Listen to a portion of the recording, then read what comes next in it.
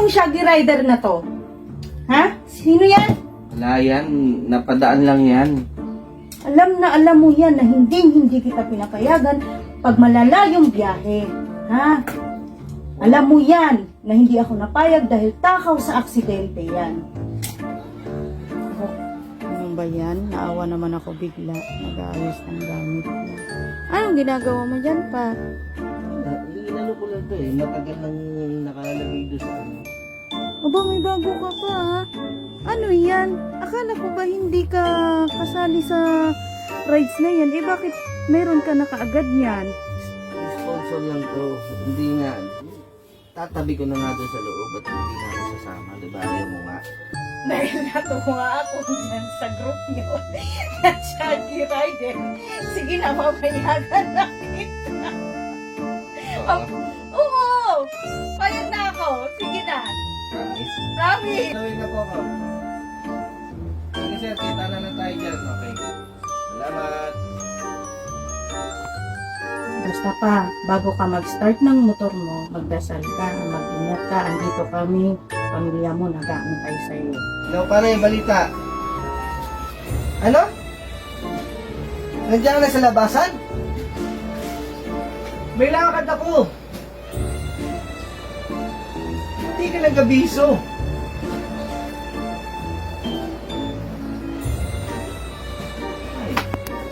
Ano nangyari sa'yo?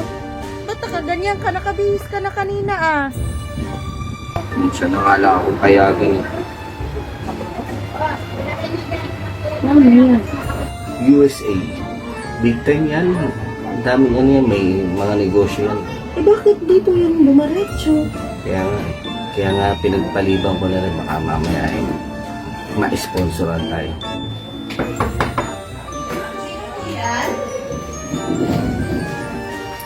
Yan po ba si Parang Jackie? Ako si Tulpo. Parang Tulpo yan. Sigurado ka, ikaw yun? Hindi kayo na-advise na pupunta ka? Saan ka bang bakit galing? Sino yun? Paano po ako kayo sa ano? Asan po ba? Katulong po ba kayo? Kain kita dyan, asawa ako. Asawa ko ba kayo? May pinabili lang mo ako. Alam eh, sabi niya kasi maganda asawa niya. May pagkain kayo? Hindi ka pa nga nakapasok na kain na agad na anak. Magpapasok ka na. Ano ba ito paisip ko? Hindi na ako makapasok dyan. Halika, maupo ka dito. Ito pa, hindi ko gusto yung tabas ng dila mo. Umupo ka dyan. Naka-aircon? Meron ho. Kasi walang ho. Si Rambo eh, kaya hindi po kami makapagbukas eh. Init-init naman dito. Kaya mga pagkain. Eh, may pinabili lang po ako ng pagkain. Antayin niyo po sa foreign Charlie mo. Pa ang sadya mo, ba't ba nakapunta ka dito? Parang Jackie, hindi ikaw. Kung alam ko siya ang sadya mo, Masyado kong kumpare ko asaan siya. may pinabili lang ho ako. Ano ba yun? Masyado ka namang ano sa akin. Kasi sabi niya, sexy daw yun. Taba-taba mo. Hoy, sexy. Tanda mo, sexy ako dati. Nag-anak lang ako, kaya tumabaho ako. Pero maganda pa rin ako ngayon. Ano pala dati, kwento niya lang pala yung dati.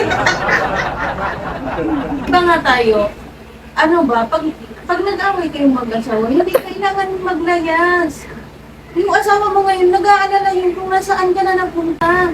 Itsura mo parang ilang araw ka nang naglalakad bago ka makarating dito sa amin. Marites po pala kayo?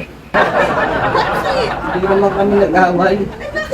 Bakit ka napunta dito? Akala ko nag-away kayo, yun kasi ang nasabi niya sa akin. Sabi ko kasi, kita kami doon sa tulay. Oo, Ewan ko kung saan tulay siya pumunta. eh ang daming tulay, hindi mo sinabi sa kanya eksakto kung saan tulay. Sabi ko, sa ilalim ng tulay.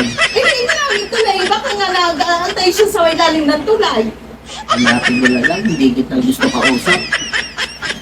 Bahala ka, lakas ng tama mo. Ay, wow. Ma! Oh, Si pare! umalis na. Akala ko ba mayaman mo kung pare mo? Bakit mo tsura mo yung ganun? Mayaman talaga yun! Asa na? Umalis na. Alam mo ba yun? marami sasakyan. Marami sila doon sa isang kwarto. Sama-sama sila kasi nagmamahala sila. Tapos bubong pa lang noon, milyon na. Oo, talaga, milyon nga. Tama nga ang kwento niya. Kasi nga, sa ilalim ng tulay sila natutulog. Milyonis na. Ayun, pinagpalibang mo pa naman yung punta sana kaming Antipolo. Hayaan mo na pa, siguro nga. Nung una, ayaw kong pumayag. Pangalawa, tumawag siya sa'yo, dumating siya. Baka nga ipinag-adya na hindi ka muna siguro pwedeng mag-drive. Hayaan mo na. Next time na lang, marami pa naman pagkakataon. Siguro ikaw ang naging tulay para maging maayos ang Ibig mo'y aking